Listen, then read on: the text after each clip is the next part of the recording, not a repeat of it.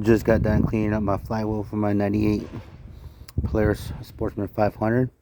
I didn't sandblast it, but I cleaned it up with the wire wheel and the wire brush, because I thought about, before I started blasting, I was like, wait a minute, let me check the this media blast, the media stuff in there, and let me check if it's magnetic.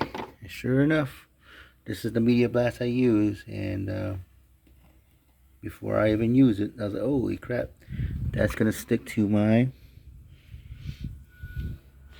magnetic magnets inside my flywheel, just like right here. There's some metal stuff right here.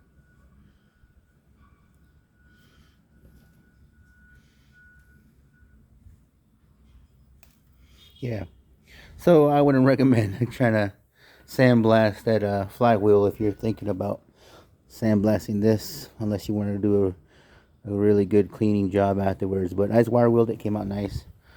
Hope this helps somebody before they do sandblast. Thanks, bye.